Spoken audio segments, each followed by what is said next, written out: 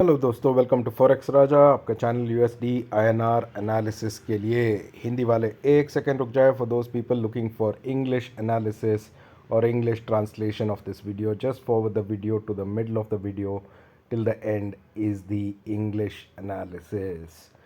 तो दोस्तों, हमने देखा फ्राइडे को, जो 20 तारीख का था, 20th को, फ्राइडे को तो वीकली एक्सपायरी था दोस्तों।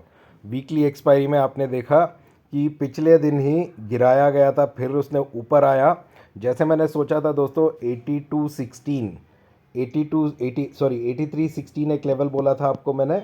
मेरा थर्सडे का एनालिसिस चेक कर लीजिए, अगर 8310 के ऊपर रहेगा तो 8316 के पास जाएगा, 8316 से ऊपर जाएगा तो 8321 तक जाएगा। ये मैंने आपको क्लियरली बोला था मेरे अपने थर्सडे के एनालिसिस में एक्सपायरी के लिए। ठीक है, तो आप देख सकते हैं कि रात को ही रिकवरी हुई, ऑलमोस्ट 8310 के ऊपर आ गया था। ठीक है, उसके बाद डेढ़ रात को 8321 भी टच कर लिया।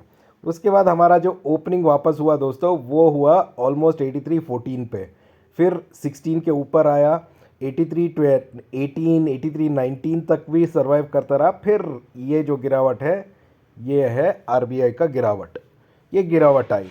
उसके बाद फिर से रिकवरी आई दोस्तों।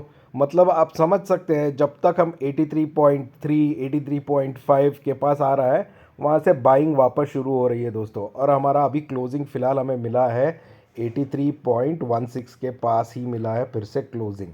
तो जिस तरह से दोस्तों अभी लास्ट 2 दिन में न्यूज़ आई है, हमारा जो मेन न्यूज़ अभी है वो है, एक न्यूज़ है इसराइल और हमास के बीच में जो युद्ध चल रहा है दोस्तों, उसमें अभी लेबनान से भी अटैक शुरू हो गए हैं और अमेरिका भी क्लियरली वॉर में इन्वॉल्व हो गया है। वो एक बड़ी न्यूज़ आज भी आई है सुबह को। तो इस हिसाब से देखें तो डॉलर का डिमांड तो बढ़ना चाहिए दोस्तों, और उसके साथ आपको हमारे आरबीआई या सेंट्रल बैंक का इंटरवेंशंस भी ज़्यादा दिखेंगे। बहुत ही कंफ्यूजिंग स्थिति है दोस्तों कि अगर आदमी खरीदेगा अपसाइड के लिए तो कोई ना कोई डाउनसाइड कर देगा। अगर डाउनसाइड के लिए खरीदने जाए, बहुत डाउनसाइड होगा बोल के, तो सडन अप चला जाता है। ऐसा जैसे लोगों ने यहाँ पर सोचा था 83 के नीचे चला जाएगा बोल के, बहुत सारे लोगों ने डाउनसाइड का ट्रेड लिया, बट क्या हुआ आपको ये देखिए, रिवर्स हो गया।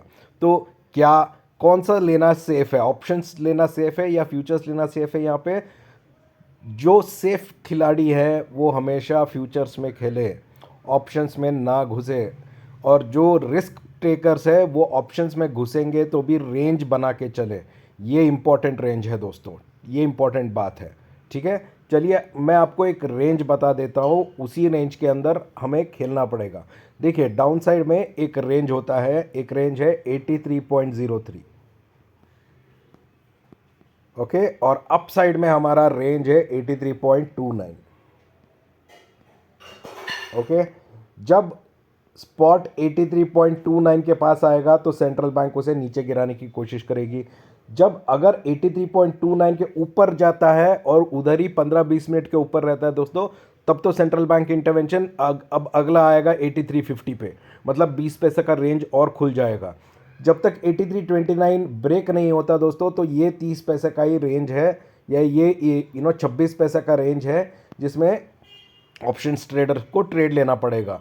और फिर से मैं बात दोहराना चाहता हूं दोस्तों, बड़े बड़े टारगेट, बड़े बड़े प्रॉफिट की कल्पना मत करो, बड़े प्रॉफिट बनाने की कल्पना मत करो। जब तक ये रेंज ब्रेक नहीं होता, आपको 2 पैसा 3 पैसे में अगर प्रॉफिट मिल रहा है तो इसको बुक करना चाहिए प्रॉफिट में ट्रेड।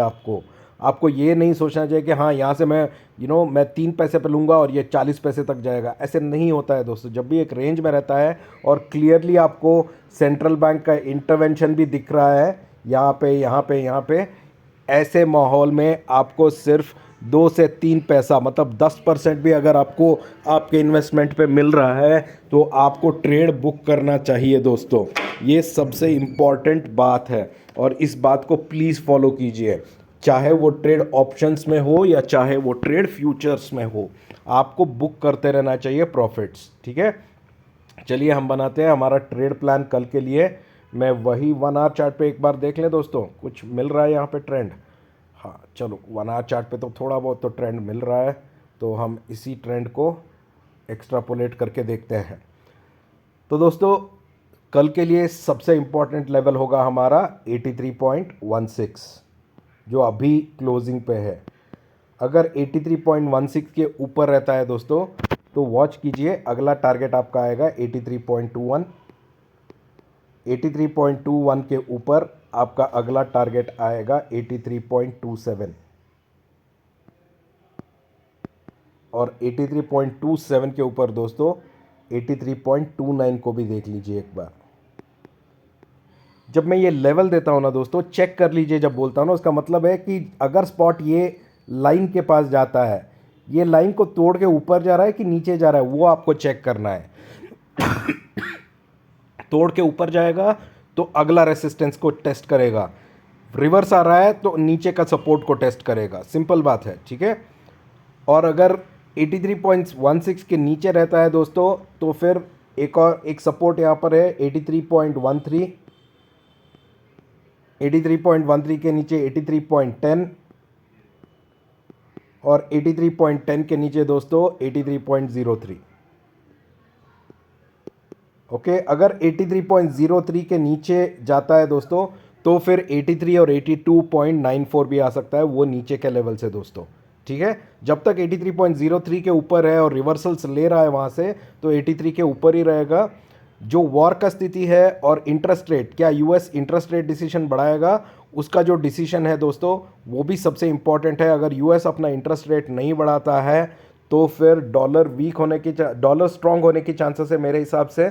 अगर इंटरेस्ट रेट बढ़ा देता है तो डॉलर वीक होने की चांसेस है, जिसके बारे में हमें अगले 1-2 हफ्ते में पता चल जाएगा। तो ये एक अनबन बनी हुई है, यूएस इंटरेस्ट रेट बढ़ाएगा कि नहीं, और दूसरी है कि इजराइल और हमास के बीच में जो युद्ध चल रहा है वो युद्ध कौन सा दिशा लेगा और कितने कितने देश इन्वॉल्व होंगे, उतना उतना ही कॉम्प्लेक्सिटी और वॉलेटिलिटी बढ़ने लगेगा दोस्तों। तो इसको आप वॉच कीजिए।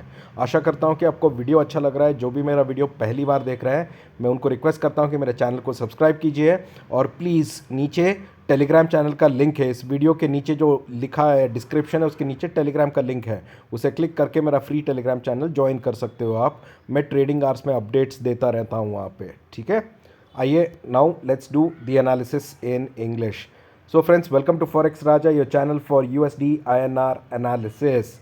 Friends, on Thursday I had done the analysis for Friday expiry, that was on the 20th, right?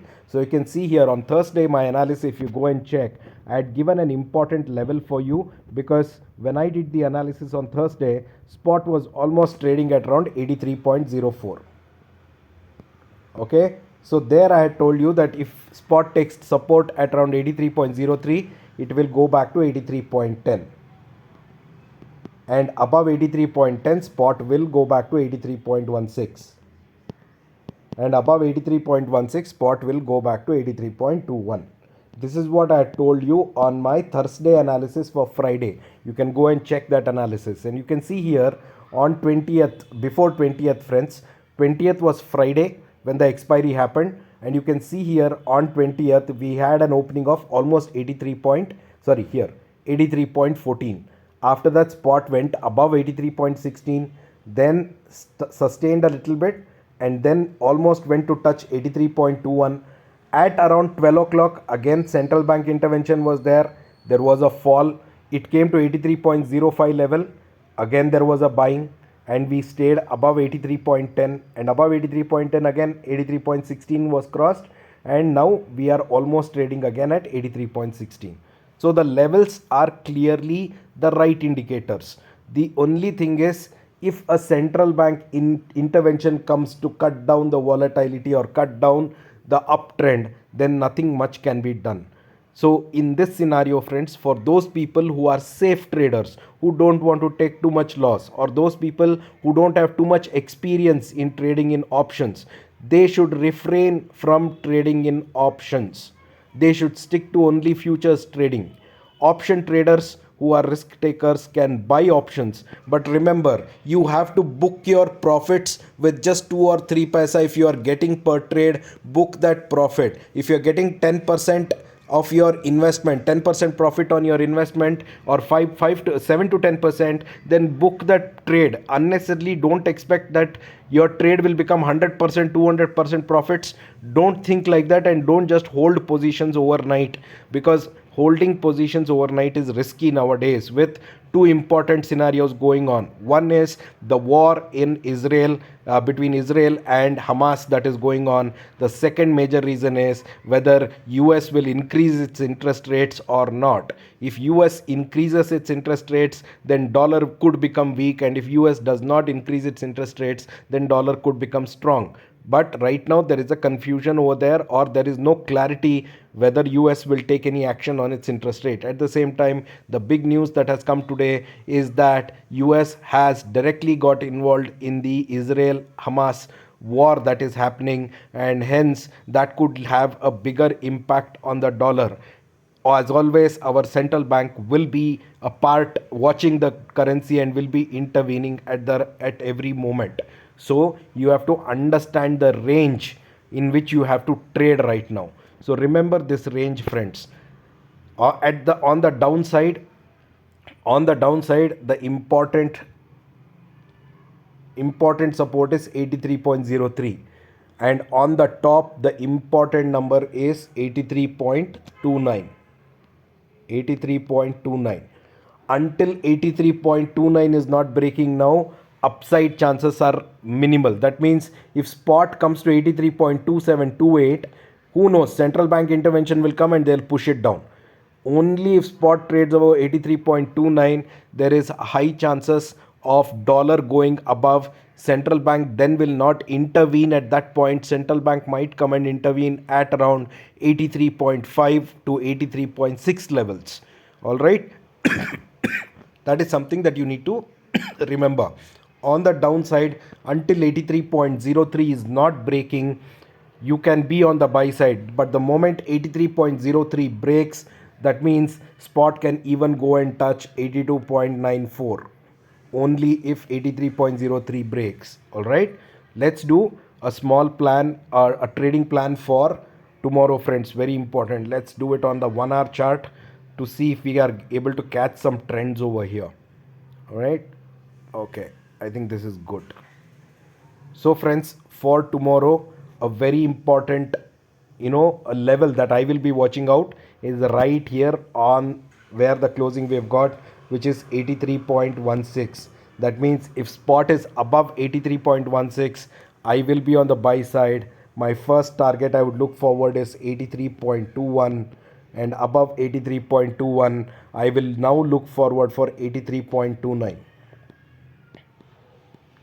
That is, if spot goes above 83.29, a nice upside would come, friends.